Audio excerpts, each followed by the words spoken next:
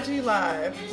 Okay, so I have a little bit of technical difficulties, which is why I was starting a little bit late. I'm actually hoping that this is recording properly because even looking at the phone right now, it looks like it was a little bit off, but we're going to rock out with it. All right, Alexa, stop. Yes, Alexa's still cooperating. Was listening to Tamia, Me, and sounds like that would be a befitting song for the topic that we are getting into discussing for this evening's live. And I really, really hope that this is recording properly because it just doesn't look right on my end. But we're going to keep it going nonetheless. So, as you know, NSG community, this live series that this is part of a live series that I'm doing. It's a 3-part live series, and it's entitled Uncovering Myself. So that's the name of the overall series. Last week we talked about Box of Horrors, and that was about going internally and really seeking out the things that we've suppressed and really bringing them to the surface and addressing them so that way we can move through those challenges and be the best version of ourselves possible. Today's discussion, to follow and support that we talked about last week, is entitled Who Are You? And so in keeping up with this, oh my gosh, I really, really hope this is recording. To keep up with this, we are going into, I am just trying to make sure everything is all good. It looks like it. So, all right, no more about that. We're going to keep it going and say that it's working. My apologies for this. So in thinking about who you are, it's such an important topic because it's figuring out, after all the work is done, who are you after that? We know that our unaddressed traumas can shape who we are and how we respond. This was something that we talked about last week. And when you work through those, it just naturally starts to shift who you are after that work is done. So redefining who you are from that moment on is going to be crucial. And that's what this is going to focus on today, like redefining who you are. So, of course, with everything, I like to provide a personal share to help provide a story details. To help provide story details and share with you all where the point is coming from and try to drive it home. So what I wasn't anticipating is that I would have one from this week to share. So I'll go into that, right? So last week we talked about digging up what's the unaddressed traumas that we have, the things that we really want to build on and move through so we can become a better version of ourselves. And then this week it's like, okay, well now who are you? So the thing that happened to me this week that really kind of helped me showcase and redefine who I am was that I expressed vulnerability at work. And listen, that's hard as hell for me to express any level of vulnerability, period. And so this NSG Live is a testament to that growth. The coaching business is a testament to that growth. However, I did not know that I would be able to cross that over into my everyday and dealing with my team members. And this week proved me wrong. I was able to. So the thing that I had to get over was the shying away from expressing of the vulnerability and expressing it in a way that wasn't controlling or, seemingly manipulative. Let me just call it what it was. And doing it from a place of, doing it from my heart, doing it from a genuine place and accepting that, hey, listen, it is me and I need to be able to show it comfortably and just have people respond how they will respond. So that was the work that I have been doing. And in doing that, I was like, okay, let's see what would happen. Work has been a little bit hectic, and hectic to say the least. And it caused me to get to a point where I felt like in order for me to really work through these things and support my team in the best way possible, and also to be able to maintain myself, right? I believe in balance within my own life. I realized that this particular thing that I was dealing with at work, I needed to go and get some outside support. So just like I am a coach for those who need outside support, a coach needs a coach. So I found one. So I went to my coach. Well, I didn't find one. I went to my coach, and she and I spoke. Now, here is the interesting thing about coaching. When your coach really is doing what they're supposed to do to support you, it gets real. And the thing that came up was that I wasn't being vulnerable.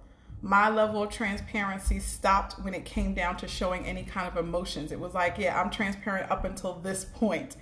And she was coaching me through the challenge, and it came up. She's like, well, you just have to tell your team where you're at right now. And I'm like, and in this session, I'm going to be honest with you, after I got past the, okay, she's crazy right now, this is not happening. After I got past all of that, I realized, no, she does have a point, and this is what the work is. And if I really want to grow into this next level of comfort for myself, then this is something that I'm going to have to stretch myself and do. And so I went on, I left the coaching session with her, committed to doing this. And a couple of hours later, my commitment had a kind of faded, because the reality of what I had to do started to take precedence, and it became scary to me. And this is what happens to us when we're in a state of trying to move through things. It can be really scary. It's the unknown of how other people are going to perceive you. It's the unknown of how of what's going to happen on the other side. It's so outside of your comfort zone. However, our prior norms and what was comfortable to us before was all rooted in the trauma that we had boxed up, right? So if I'm uncovering this and realizing that the piece of my growth is now leading me to be expressive with my vulnerabilities to other people, then so be it. And I had to kind of talk myself through it. So after I had this wonderful coaching session with my coach, and she helped me to reveal that this was the next step, I then needed to remind myself of where I had grown from. And that was some work. So I had to coach myself through that, and just literally asking myself, okay, Denise, you had this session, you know what you're supposed to do. What is stopping you? What's getting in your way? And fear was the answer. And then it was fear based on what? And it was fear based on the unknown. And it was, okay, what is so scary about the unknown? And it was just, so my answer was just that it's scary because I don't know what the hell the responses could be. And I'm like, then my next coaching question to myself was, well, what do you know in terms of your old way of responses? And I'm like, it's the old way of my responses that had me in this position in the first place, that had me seeking out some extra support and wanting to do something different. So I know that that's not working for me. So then I said, okay, this is who I am now. I am a person who expresses their vulnerable sides. I express it with strangers on Instagram. I express it with people that I'm working with in terms of coaching sessions when they ask. So let me express it with the team members who I am working with and who I want to work with me and supporting the progress that we're making on our different projects. So let's try this. And so I had a conversation. I had a team supervision, and I had a conversation with them where I expressed my current struggles, and I expressed my wishes for them and our work together, and I expressed what I was trying, what I had the capacity to keep up with. And in expressing that, it was real, and tears started to fall, and I wanted to retreat. And it's interesting because in the moments where you need something, I'm a true believer in all things happening for a reason, and that you'll have what you need in the moments to be okay. And surely that's exactly what happened. One of my team members reached out to me. So this is on a Zoom conference, and one of my team members reached out to me, and she's like, I don't know what's happening. I can only imagine because I heard it in your voice. But let us see it. And I let go. And the tears started to come. And what happened after that was something that listen, there's no price to be put on it. The team members spoke up in support, and not from a place, the biggest thing that I worry about is pity. Like, I do not want pity. I do not want sympathy. I don't want that. Those things, it's just, that's kind of a fear of mine, is that someone will see me and they will pity me, or they will, be so sympathetic that it feels like stifling. It makes me feel like I'm incapable or needy. Those are my fears, right? It may not be that for everyone else. So when the team members spoke up in support, and they were saying, listen, this was great what you just did. You normalized vulnerability at work. You helped to model for us what this is like when you express yourself and still be very professional at the same time.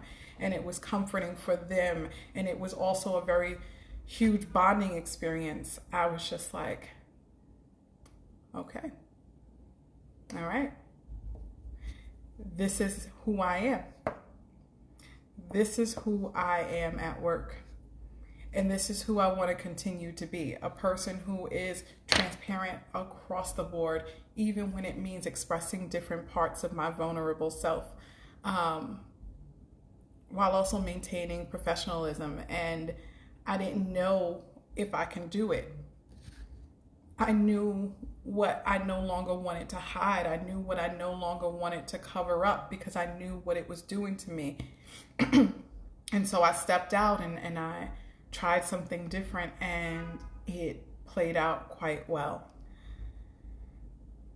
So I provide this example just to kind of share with everyone that this is what happens when you're moving through this new phase. After you've done the work to uncover whatever was hidden from you and whatever was holding you back, now you have to step out on that work and try and show up differently, and then it shapes who you are. So I am now a person who is open to expressing my vulnerable sides in front of others, even others at work. And I recognize that this does not take away from my professional self. It actually enhances who I am, because all of those great things that I was before I did the work to uncover the hidden traumas and what was there, all those great things that I was before is still in existence and more. So as I was preparing for this live, there was a couple of things that came to me that I jotted down, and I wanted to make sure that I shared with everybody and watching. And one of the things is to remind yourself in the difficult times to ask yourself, who are you now? So when we are stepping out and just carrying on our day-to-day, sometimes we are going to find ourselves in this struggle of wanting to revert back to our comfort zone, to the behaviors that we know are safe for us, right? For me, it's kind of clamming up, shutting down, and not verbalizing things. That was in the past. Those were the things that I did because I thought I needed to protect myself. And I had to remind myself in that difficult moment, who am I now? And that now part is so key because it should help jog your memory of the work that you've done and the fact that that work should transform you into someone else. And for each of us, it's going to be different based on whatever you had to uncover and work through. And I know I say the word trauma a lot, and sometimes the things that we're holding on to are not always these dramatic, traumatic events. Sometimes it's just patterns of habits that don't serve us, but the patterns of habits were created to protect us in a particular phase or stage of our lives that we then just kind of let continue to take part in our lives. And we forgot to go back and address and say, hey, thank you for doing what you were doing for me then. I don't need this anymore. Another thing that comes to mind is that I had to realize, gotta let that siren go by.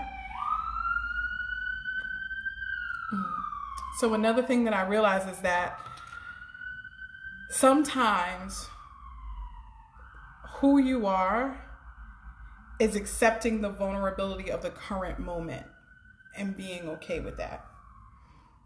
And what I mean by that is that in working through some things that you've been holding on to subconsciously for so long, you feel naked, you feel exposed, you feel open. And there is this liberating feeling, right? Last week I talked about all the great feelings that come there with. All of that is true. And at the same time, as you begin to move through and continue to act on this new version of self, sometimes it leaves you with this feeling of vulnerability. And you want to kind of go and ask yourselves in particular moments and situations like, who am I? Like, give yourself that pep talk, like, who am I? What does this mean? And why am I acting this way? I know what work I've done. Like, who am I? And sometimes there's going to be moments where the only thing that there is to say is, I've worked through some stuff and I'm testing out who this new version of me right now is. And that leaves me open to the unknown. And that can make me feel vulnerable. And that's okay. Because who I was and where I was before didn't serve my higher self. It served the Denise of last week, the Denise of last year. It's not going to be the thing to maintain and sustain the life that I'm trying to have now. So, the last thought that came to me was just reflecting on what the work revealed. And the work being the work that you've done to uncover the things that have been holding you back. What did it reveal about yourself? And sometimes you'll learn that we used to think that we were strong before when we had this tough exterior and it was like all these different walls up and we thought we were strong. And when you strip those away, you might find that what's left is this beautiful open canvas that is no longer holding on to what someone else did to them, is no longer holding on to this facade that they feel like they have to keep up with. You may find that what you have is an opportunity for you to reshape all of these different things and become who it is that you want to be. So take advantage of those moments. All right. And I always like to have coaching questions, leave you all with coaching questions. So this is going to be no different. And for the series, I will type the coaching questions that I shared in the chat. Remember, I was sharing earlier that even the best of us, we still need the support. And even me as an experienced coach, I still do seek out the support of a coach. So in working through these things, feel free to message me, DM me if you would like to have your own private session. This work is powerful and this work really is transformative. So reach out if you would like some support in that process. Instagram, of course, is the best way to catch me. However, if you are watching this on any other platform, all of them have message options and I respond. So just contact me and we'll talk about next steps. Okay, so the coaching questions, here we go. First one is, what parts of you have you released? So remember, this is connecting the dots. It's a series. This is going back from the box of horror questions. So it's like, what parts of you have you worked through? What are you releasing? Okay. And then the second question is, what does this now allow room for? So now that you've released that, there's space for you to become something, someone, or something different. What does that allow room for? Third question, and this one's based on what you've left behind. How would you like to be described now?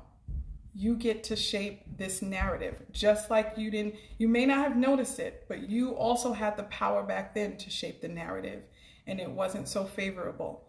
You still have that same power to shape this narrative. So the question becomes, how would you like to be described?